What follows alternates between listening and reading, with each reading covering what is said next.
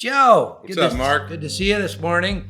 If you were a buyer and your lease was ending this year, how would you approach buying a house in the smartest way possible? First thing I would do is have them talk to a lender. Do you have a lender in mind? Yeah, we got several that we like to use, and, Cool. and maybe they already have a good relationship with somebody. Yeah. But the biggest thing is getting pre-approved. Financially. Yes. Yeah. Figuring out what your monthly payment you want to be. Right. Do that first, and then figure out your price point. And there's a difference between what you're willing to pay and what you might be approved for. Correct. Yeah. That's why I always say, hey, figure out what monthly payment you want. Right. That works in your budget. Yeah. And then we can go find houses that will match that criteria. So what's the timeline on that deal? So I would recommend going it pre-approved. If you can get everything over to them, you can do it in a couple days, if not a day. Yeah.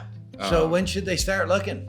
On that's tough because homes are starting to move depending on the price point. They're moving a lot quicker now. But I would say at least 60 days before your lease is up, because we can always close before your lease is up. And typically your first month's payment isn't due for another month. Sometimes a month 2 after. months. Yeah. Correct.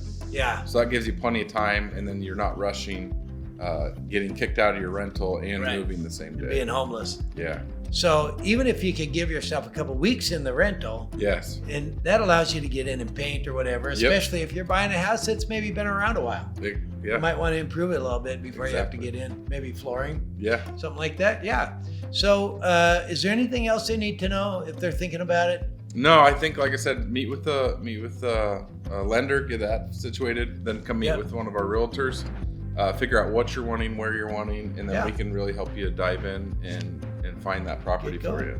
And you know what? You really have to go in and look at them. Yes. You can't just take the pictures on the internet. No. Because we use professional photographers for a reason. Yes. Right. That's just to give you a look at the property. You got to get in. Yep. That's why you want to get in plenty of time, get in the market, start looking around. That's right. Very good. Thanks, Joe. Great question. Yep. See ya.